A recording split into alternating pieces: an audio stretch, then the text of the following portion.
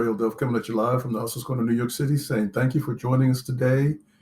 We are once again with our distinguished guest, Decaress Smith, and my dedicated co-host, Jeanette Davis, where we continue our discussion with him from part one, and which this time we talk about a video that he shared with us that highlights exactly what it's like to be living behind bars in the United States, especially right here on the East Coast.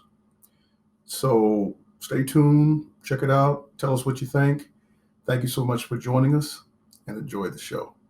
I want to talk to you about this video that you sent us. Is there any in particular reason why you sent this video for us to watch? Because I gotta, I can see there's some things about it that would definitely. Are you familiar with this particular penitentiary? No, but it goes on in basically all penitentiaries, state and federal. You know what I'm saying? More so state, because it's really hard to convince a guard in federal to sneak a weapon in there. They more or less will do cigarettes and cell phone. A gun, they basically when you get caught, because you're gonna get caught, because individual gonna tell, you're gonna get fired, possibly looking at new charges. You know what I'm saying? So you're more subjected to getting it in on a city level, because they're not really making no money. They figure, oh, okay, this helps with, balances out my money. So they'll do it. They'll do it, because if you remember back in the early 80s, when I was in Queens House detention, what the plot was then is smuggle a gun in, get a CO to smuggle a gun in, you shoot yourself, right? Once you shoot yourself, your case was automatically dismissed and you was getting released because they didn't want no lawsuit. This was a big thing back in the early 80s. Yeah, it was on Rikers Island. It was at most detention centers that they hold you at. So people was getting guns in, paying the COs, shooting themselves so they can get out and the case would get dropped because they didn't want no lawsuit. How did the gun get in the prison, first of all? So it's a big lawsuit. Yeah, that was way back in the 80s when I was doing my time. You know what I'm saying? But now it's more graduated now to more on the state level, some cases on the Fed level. Because on the Fed level, the only time I heard about a gun in the Fed was the one that they had in MCC in Lower Manhattan, down there by 1PP, One Police Plaza, where they found the gun. After a 2-week lockdown, they found the gun. But they also found a whole lot of stuff. They just telling you about the gun that they found. They ain't telling you about the weapons, the drugs, the cell phones. They just mentioned the gun. That was the most important thing. You know what I'm saying? So it's crazy now, because people are compromising their job just for a little bit of money. When I saw that video that you put up of those guys behind bars shooting that other guy, I was like, I thought the video that you had us watch was bad with shanks. They had shanks like this, and I'm like, how how they getting these weapons behind? It's mind-boggling. Yeah, I had posted a video up on the group that where two inmates was talking through the fence, and another inmate came up behind and started shooting at the other inmate, the other side of the fence, shot him dead right there. I'm like, oh my God. Yeah, and then the correction officer, they came out, have everybody on the ground, and then the video cut off. I don't know what happened afterwards, but I'm like, whoa, this inmate just got killed right there. But you know what is funny about that? Normally what happened is fear set in. Because 9 times out of 10, when stuff like that happen, they bum rush that yard so heavily. The only 2 came out. It's more than 2 guards, hard-nosed inmates out there during that recreation period. It's more than 2. It's just that they were so scared. Who didn't go out first? Because they don't know if there's any more bullets going to be shot. You know what I'm saying? That's why only 2 came out. It's supposed to be more than that. They were supposed to, man, listen. When I was in, they would flood their yard. It'll be so many of them coming with them rubber bullets and everything. You know what I'm saying? And the bean bag. People don't realize when I say bean bag and rubber bullets, they think that don't hurt. Oh, hell yeah, it hurts, because the bean bag, they hit you with that. The force behind that will put you on the ground. If you ain't on the ground, it'll put you on the ground. The biggest and the baddest don't fall to the bean bag. You know what I'm saying? There's a lot of force behind that bean bag once they shoot you with that. When they come, they tell everybody to get down. Whoever's standing, they're gonna get them rubber bullets or that bean bag. It's no question in my mind. So your best bet is to get down. You know what I'm saying? Get down before they even get there.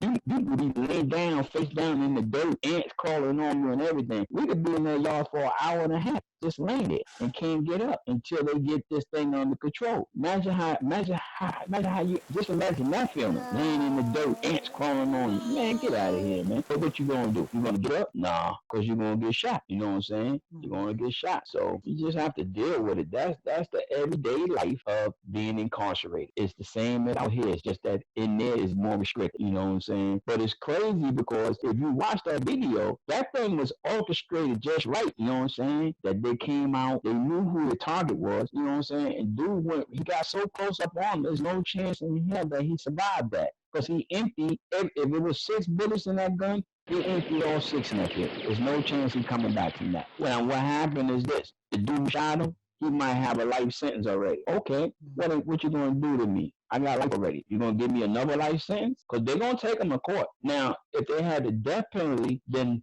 that would give him something. Then he would have thought a little bit more about it. But we don't have the death penalty no more. You know what I'm saying? So what you gonna give him? Another life sentence? Put him in the hole for 3 years, 5 years? He's gonna come out in 5 years after he do his time. See what I'm saying? And he's gonna be notorious for doing that. He's gonna have so much respect and fear by just doing that. Among some people, you know, the weak gonna fear him. The strong gonna pay it no mind because, you know, nowadays you ain't got that gun. So we gotta go with the knives or whatever. You know what I'm saying? It's crazy in there, man. I thank God every day. I still thank God because I'm like, yo, how did I survive 25 years? I still can imagine. I still can imagine it. You know what I'm saying? Because every day in there is crazy. You lose your mind. Seriously. You know what I'm saying? Let me ask you this. They got something set up. Didn't you say that when you were behind bars, you got attacked and you got stabbed, or did you get shot? Oh yeah. No. I didn't get shot, but I did get my fair play of being stabbed because, you know, they got a thing in jail that goes, you live by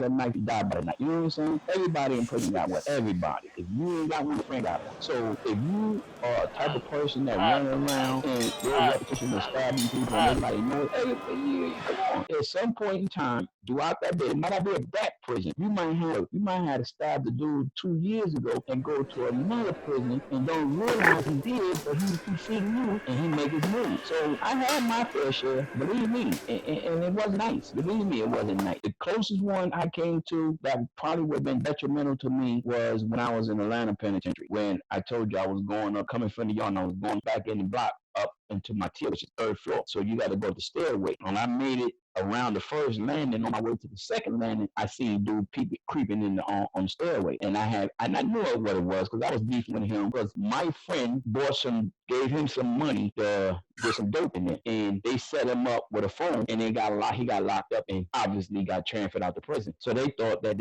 they got the money scot free. No, he got homies here. You got to get that up, and I was the main one campaigning. Yo, that was my man. Boom, he's gone. Whatever he paid y'all, that's mine now. Blah blah blah. You know what I'm saying? And that was the reason why they was trying to attack me because I was the main one campaigning. You know what I'm saying? They would figure, okay, we'll get him, staff him up. He out the jail. The rest of the niggas ain't gonna do nothing. Little did they know it was a whole flock of dudes from New York that would have followed that up. So you wouldn't have got away with that anyway. Yeah, you probably would have stabbed me up. It might have been detrimental because the weapon that he had, made me hit my brakes real quick and turn on the axle real quick and go back to that 1st floor and wait till they called the yard again. And what I did, I went out to the yard and told my people, yo, what happened? And we came back in 50 deep, and some people that wasn't even in that block snuck in that block, and we went to my men's cell, and he had all the weapons, and then we kindly made our way to the 3rd floor. By then, nobody want to talk. I mean, everybody want to talk now, but you just try to make a move on me. You know what I'm saying? But they want to talk. I didn't want to talk, so 2 of my buddies kept me outside of the cell while they went in there with the head man of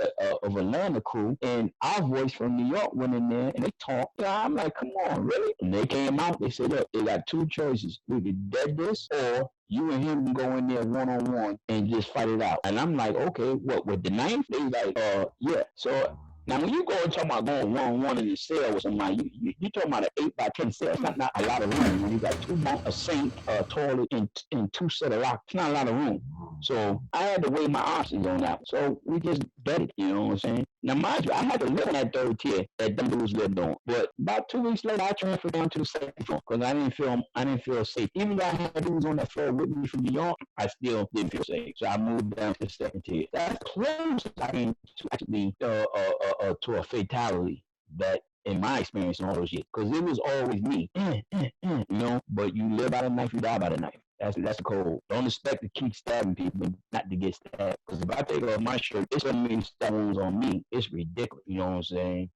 That's how my wife and identified me if I passed away, by my stab wounds and gunshot wounds. That happened to you one time and it never happened to you again? And you never got into that kind of an altercation again? I only got into that altercation in Atlanta. That was it. In Atlanta. Everywhere else, it was like an all-out gang thing. You know what I'm saying? Let me rephrase that, because we don't say gang. We don't glorify gangs in prison. We call it the New York call. Everybody from New York. That means from Rochester, Buffalo, Syracuse. Everything count as New York when we inside. You know what I'm saying? It's not just a 5 borough. You know what I'm saying? So let me rephrase that gang thing, because that's not what we're about. We just come together and we just trying to unify as one in case something go on, because you're more effective in numbers than without the numbers. You understand what I'm saying? And New York got the numbers. Trust me, New York got numbers in them prisons.